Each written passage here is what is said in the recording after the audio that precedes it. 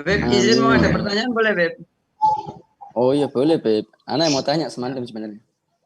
Lulu. Betul lah, Beb. Tadi ini ada satu catatan ketika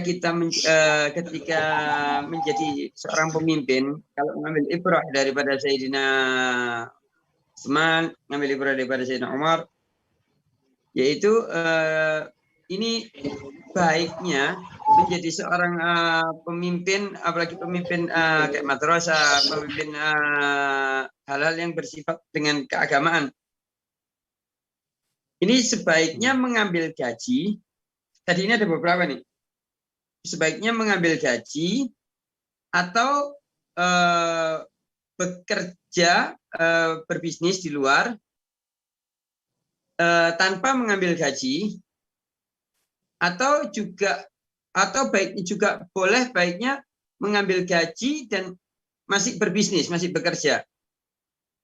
Nah, Anda sempat berpikiran bahwa para ustadz, para kiai ini harapannya kita mereka tanpa harus bekerja karena khawatir mengganggu waktunya, mengganggu kerjaannya. Kita sempat pernah berpikir bahwa mau membuatin sebuah unit bisnis yang bisa menjadi sumber pendapatannya. Namun butuh arahannya, karena ini kelihatannya ada fadilah-fadilah tersendiri nih dalam mencari dalam bekerjanya ini. Masya Allah. Luar biasa ini. Memang antum ini cerdas, Beb. Ana yang harusnya tanya sama antum ini, Beb. Salah alamat ini, luar biasa, Masya Allah. Memang beda ya, kalau udah dosen, ustadz, guru, profesor yang tanya ini, yang ditanya ini berkualitas sekali. Alhamdulillah, Alhamdulillah. Luar biasa, Beb. Jadi memang itu suatu permasalahan yang cukup sensitif, yang juga menjadi fitnah di akhir zaman. Ya, karena semuanya ini money. Apa kata fulus, semuanya ini tergantung rizkinya, semuanya ini tergantung daripada duitnya, semuanya ini tergantung daripada dapurnya. Kalau istilah kata daripada perekonomiannya nggak stabil, ya, nominal daripada pendapatannya kurang, nggak memenuhi budget, nggak memenuhi kebutuhan, maka keistiqomahannya pun juga pasti akan goncang dan diragukan. Dan luar biasa sekali daripada niat beliau yang mulia, yang luhur, itu sangat-sangat brilian.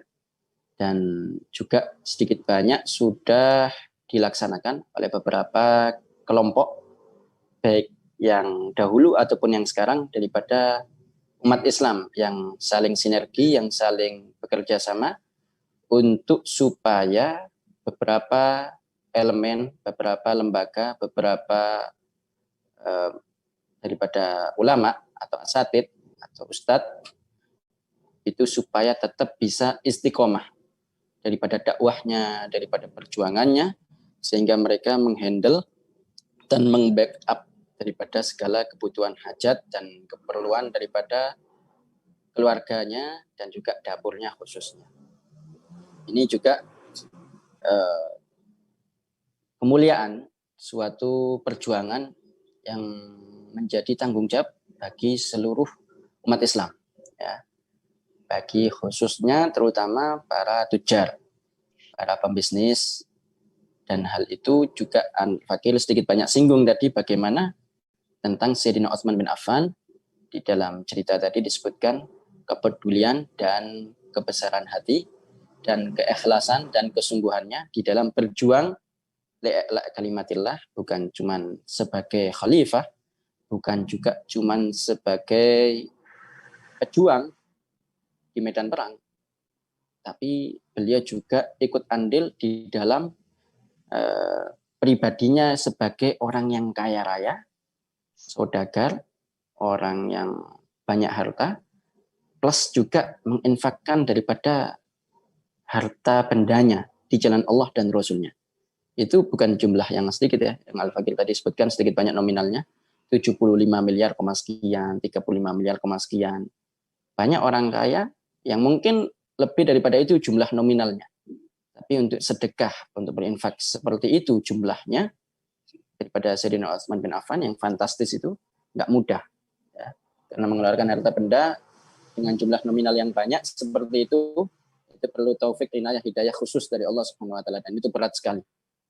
Tapi Sayyidina Utsman bin Affan menunjukkan bahwa dunia ini bukan segalanya, dunia ini bukan apa-apa, semuanya untuk Allah, untuk Rasulullah Shallallahu Alaihi Wasallam. Maka bisa dipastikan beliau itu kaya dunia, kaya akhirat. Jadi orang yang kaya di dunia, jadi orang yang kaya nanti juga di akhirat.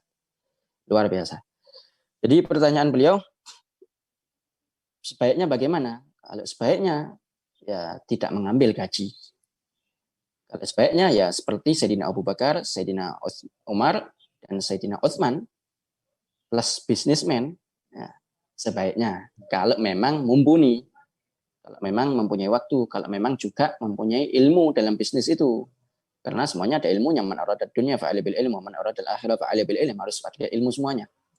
Dan itu terutama kalau kita melihat realita yang ada, terlebih di zaman sosmed ini, nah, kalau nggak pintar-pintar dalam berbisnis, yang pertama nggak dapat untung, yang kedua buang-buang waktu, yang ketiga bisa-bisa jatuh kepada suatu hal yang syubhat atau yang haram karena nggak paham daripada apa yang terjadi prakteknya di tengah-tengah umat, daripada muamalah-muamalah yang terjadi.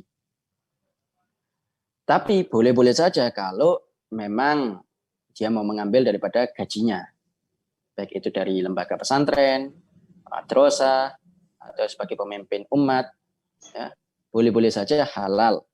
Oleh sebab itu, utamanya khususnya dalam berdakwah, atau di dalam pesantren, atau di dalam madrasah, ataupun dia contoh kata ustadz, ya, kemudian diundang satu orang, istilah kata dikasih daripada hadiah, ya, maka itu bukan untuk kita menggaji dan bukan juga untuk memberikan daripada balasan sesuai dengan ilmu yang telah diberikan.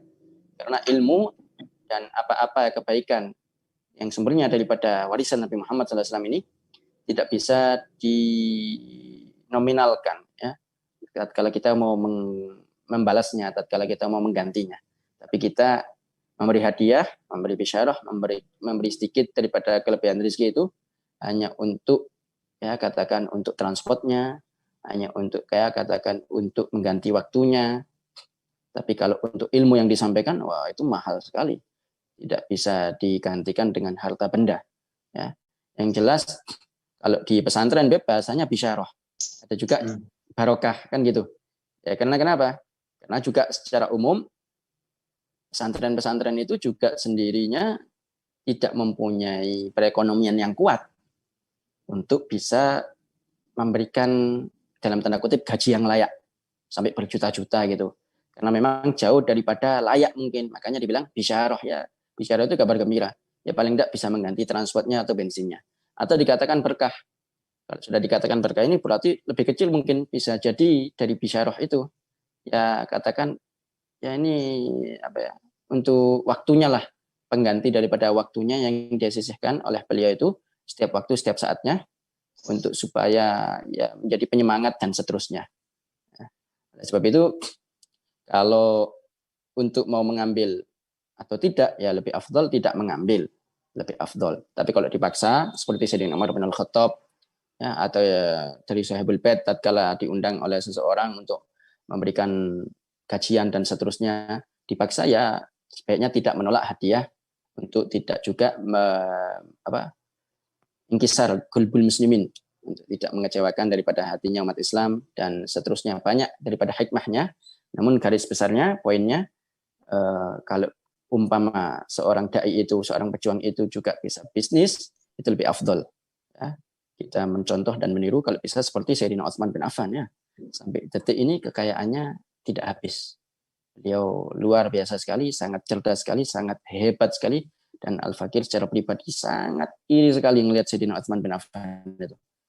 Karena beliau itu bukan cuma pejuang di dalam tenaganya, di dalam ilmunya, di dalam amal ibadahnya, tapi juga dengan harta bendanya yang sangat fantastis, yang sangat luar biasa dan sangat berkah sampai detik ini dari 14 abad yang lalu. Wallahu taala alam. Mungkin itu sedikit banyak yang bisa Al-Fakir sampaikan. Hmm.